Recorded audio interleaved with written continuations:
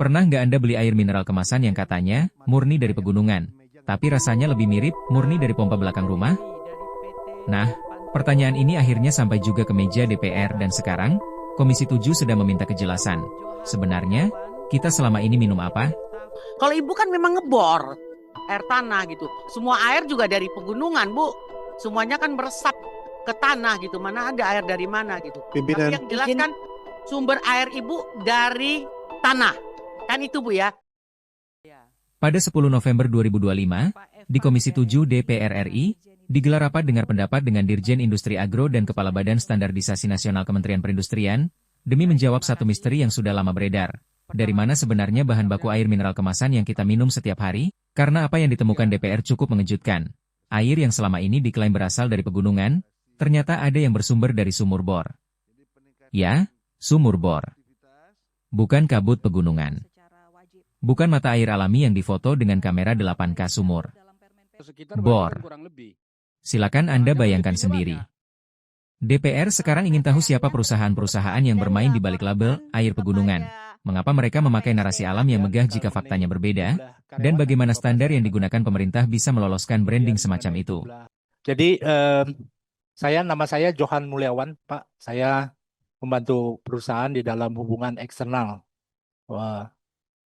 Di PT Tirta Fresindo menghasilkan produk air minum dalam kemasan dengan merek Le Mineral, Pak.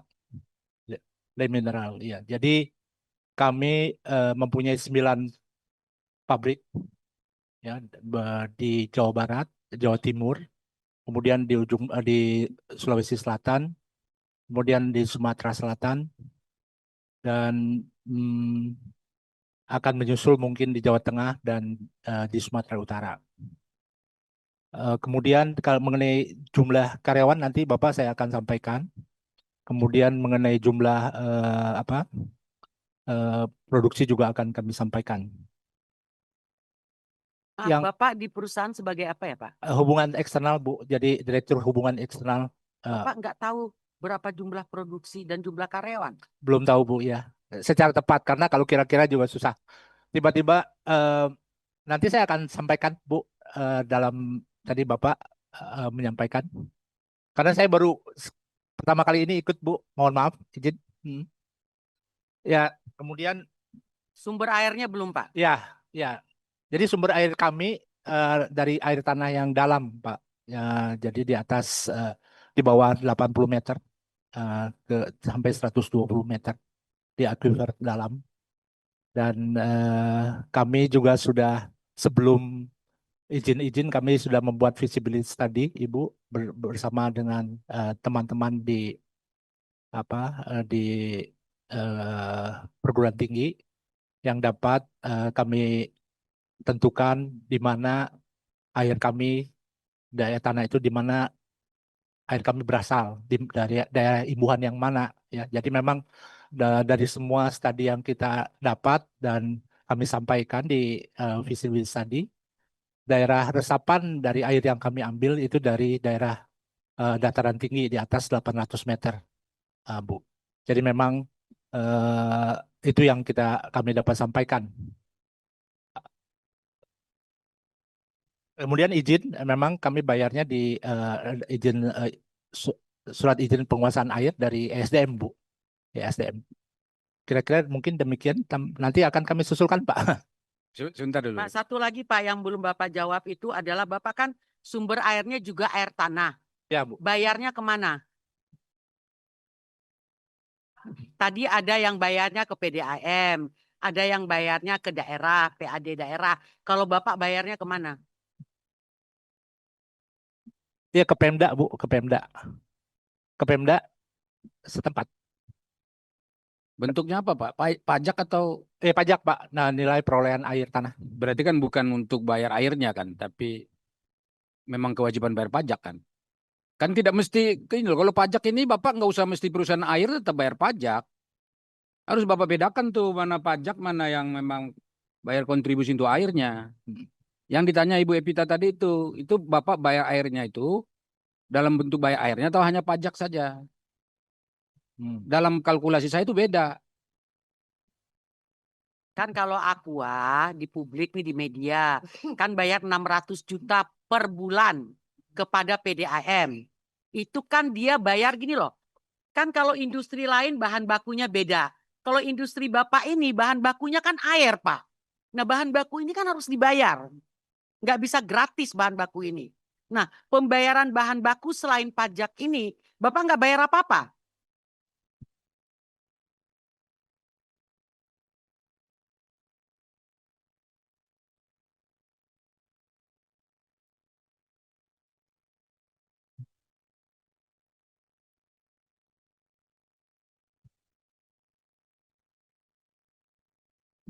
Sementara saya cek kembali Ibu, tapi yang saat ini yang kami dapatkan adalah memang ada metranya dan kami akan membayar pajak nilai perolehan air. Ya.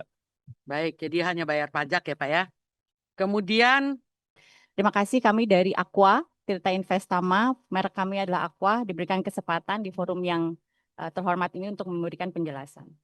Pertama, izinkan kami menjelaskan topik yang sudah mengemuka beberapa minggu ini. Secara industri, kami punya pabrik beroperasi 20 pabrik Bu, seluruh Indonesia. Memang terkonsentrasi di beberapa provinsi besar seperti Jawa Barat, kemudian seluruh Pulau Jawa, Sumatera, Sulawesi, dan Bali. Karyawan kami sampai saat ini sekitar 10.000 karyawan yang mengoperasikan baik itu pabrik maupun juga di divisi lain. Kemudian kalau mengenai sumber... Jadi Bu, karyawan Ibu 10.000. 10.000 Bu. Seluruh Indonesia. Seluruh Indonesia.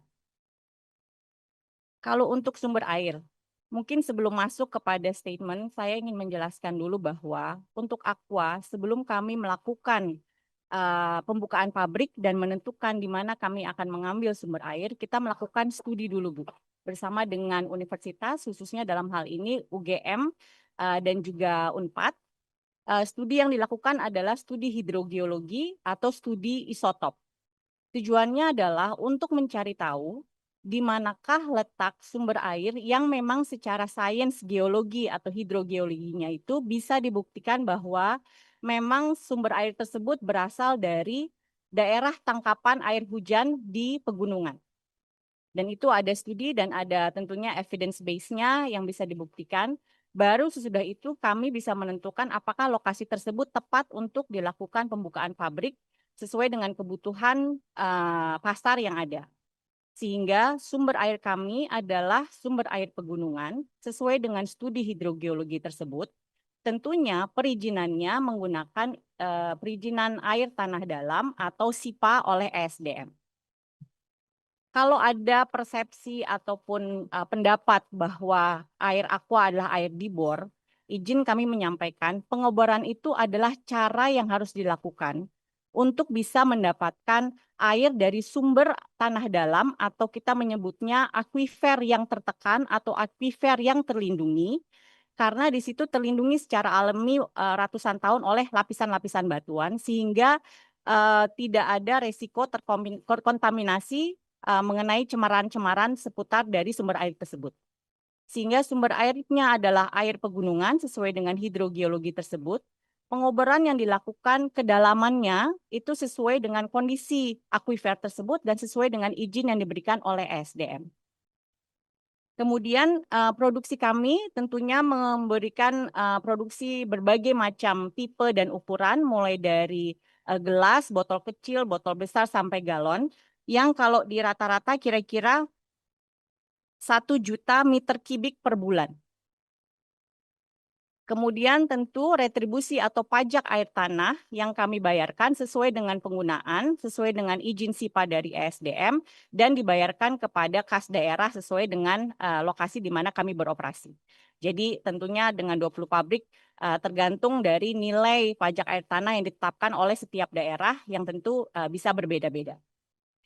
Pasaran kami, produk Aqua memang mungkin 99,9% adalah pasaran domestik, yang memang kami pasarkan dan distribusikan untuk bisa menjangkau masyarakat.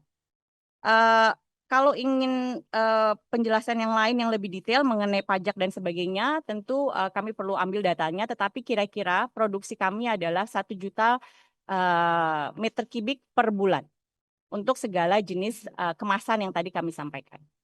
Kira-kira begitu Bapak Ibu. Baik, saya masih bingung nih Bu dengan jawaban Ibu. Air pegunungan, tapi ngambilnya dari tanah, kan begitu. Jadi gimana nih sebenarnya ya kan? Terus gunung apa tanah nih sekarang nih? Kemudian pembayaran kan kalau kita baca di media, ini kan Ibu ini kan bayar 600 juta ke PDAM. Kan ini kan baru satu tempat nih.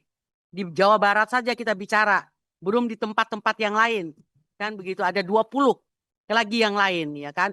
Nah, ini nanti mungkin bisa dijelaskan, teman-teman bisa lakukan pendalaman, Ibu bisa Boleh. bisa jelaskan ya Bu ya. Karena setahu saya kayak PDAM ngambilnya itu sumbernya dari pegunungan. Ya memang aliran dari pegunungan itu gitu Bu. Kalau Ibu kan memang ngebor air tanah gitu. Semua air juga dari pegunungan Bu.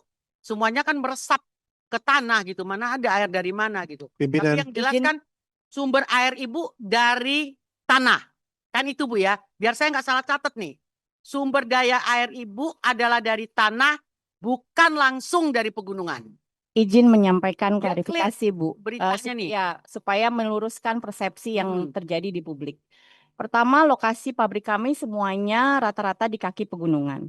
Tentunya memang ada alasan yang sedemikian, seperti tadi kami sampaikan, kami membutuhkan 1 sampai 2 tahun melakukan hidrogeologi bersama dengan akademisi Universitas UGM dan Unpad untuk menentukan lokasi sumber air pegunungan yang memang dapat diambil dari akuifer terdalam atau akuifer tertekan atau terlindungi.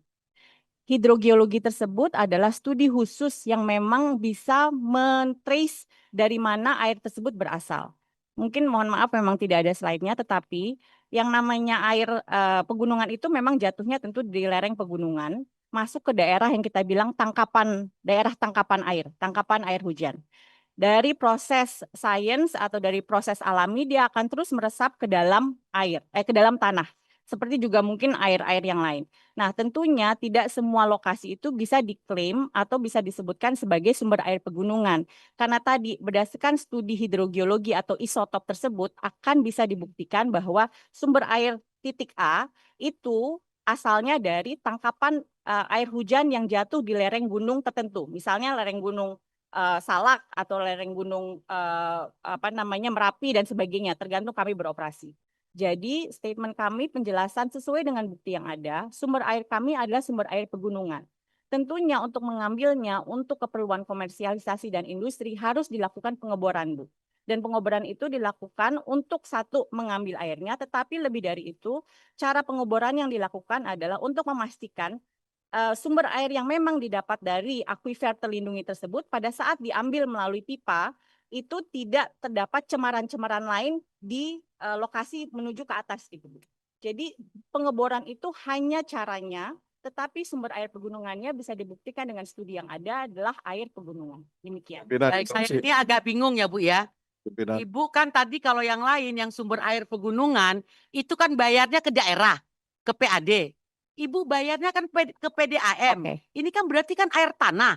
Jadi saya bingung, sumber airnya pegunungan, tapi bayarnya ke PDAM. Yang tadi yang dari pegunungan semua bayarnya ke daerah. Ya, Nah, izin menjelaskan Bu. Kalau PDAM itu memang kebetulan konteksnya Subang. Jadi pertama perizinan air tanah kita atau air sumber pegunungan dengan SIPA dari SDM, seperti dengan teman-teman yang lain, kami membayar retribusi atau pajak air ke daerah sesuai dengan penggunaan dan meteran dan sebagainya.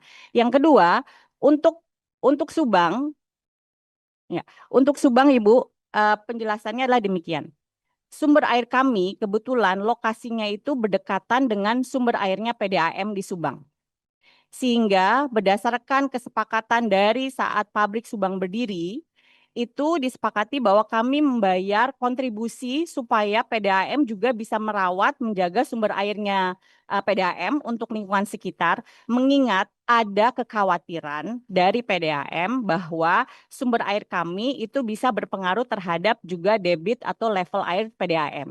Jadi bayaran kami kepada PDAM bukan penggunaan air kami, karena air kami bayarnya dengan PAD tadi, pajak air kepada daerah, tetapi lebih ke arah kompensasi untuk merawat, menjaga sumber air yang lokasinya berdekatan.